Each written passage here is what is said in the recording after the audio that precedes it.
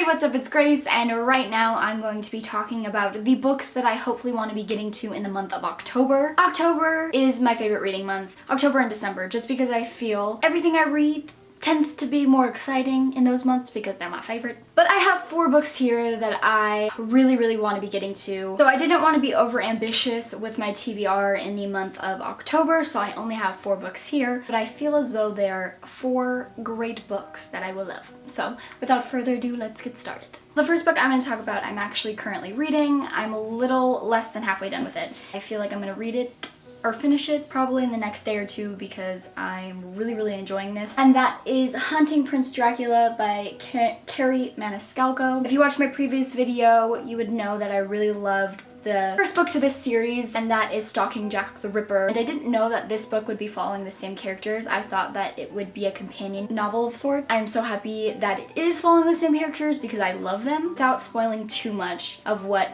concluded in the first book, this follows our main character, Audrey Rose, and she gets accepted to a school of forensics in Romania, and she goes there with her friend Thomas, who she apprenticed in the first book with her uncle, because her uncle was in the forensics field as well. And so far this book is amazing. It has all the elements of a perfect, spooky, intricate read. It's set in Romania. It's set during winter, so it's all cold. It starts off on the Orient Express, which is just, I think that is so brilliant and awesome. And another really cool thing about this book is Audrey is the only woman accepted into the forensic school with a bunch of guys, and that also adds just a challenge there. And I love books that are set in a school setting. It just kind of reminds me of Harry Potter, and just a lot of my favorite books are set in a boarding school sort of setting. Another cool thing about this book is there is illustrations and letters at the beginnings of the chapter. Well, there's this photo at the beginning of this chapter, and then this photo at the beginning of this chapter, and the chapters are titled, and usually what the photo is representing what they're studying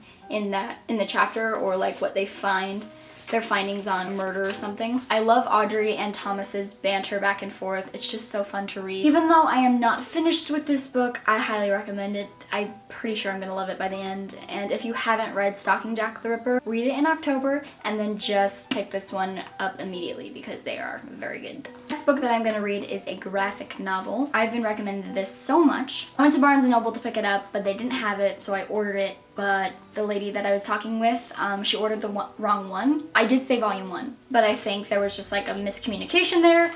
So I got this, which is Lock and Key, Heaven and Earth, and it's 3 never before collected additions to the story, which I'm totally cool with owning. But I did order the first volume on Amazon. So I don't know a lot about this graphic novel series, which I would prefer because I feel as though graphic novels are very short. So I don't want to know a lot going into it. From what I know, it follows a family of kids, and their father has recently been murdered, I believe, and they go back to his childhood home and a bunch of crazy shit starts to happen, and it's spooky. Like, I don't know, from some of the photos that I've seen, it's pretty gory. I really love the illustration style in this. Let me show you a photo. Don't want to spoil myself because I haven't read the first volume.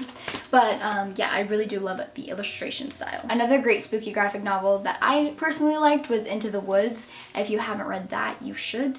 I enjoyed that, and I haven't read a spooky graphic novel since then, so hopefully this will be awesome. And the next book that I want to be getting to in the month of October is The Language of Thorns, Midnight Tales and Dangerous Magic by Leigh Bardugo. I love Leigh Bardugo, so when I was browsing the shelves at Barnes & Noble, I saw this and I was like, ugh, I need it. I know that this is a book of short stories inspired by folklore and fairy tale and myth, and I always relate, myths and folklore with just the spooky time of year. So I thought that this would be perfect for October. I do also love the illustrations in this book, just the borders of the pages are very pretty. And I love Leigh Bardugo, so I feel like this will just be a fun time. And the last book I really want to be getting to, and that is Frankenstein by Mary Shelley. This is a staple for the spooky time of year. I want to read this very badly, also because I want to watch the classic movies. My mom really loves Frankenstein, which is funny because she does not like spooky stuff or scary stuff or any like odd stuff, as she puts it, but she happens to like this, so I feel like I will definitely like this. I have read a lot of Frankenstein retellings. They're usually set like modern day, but I've really enjoyed those. Also, as I browse Tumblr and stuff, there's a bunch of Frankenstein quotes which are very beautiful,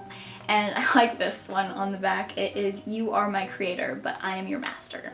I just feel like this is gonna be fun and interesting and just something I get to check off my reading bucket list. So those are all the books that I want to hopefully be getting to in the month of October. If you've read any of these and you want to tell me your thoughts, I would love to know, or if you have any other spooky recommendations for me, I would love to hear them. I hope you enjoyed this video and I will see you in my next one. Bye!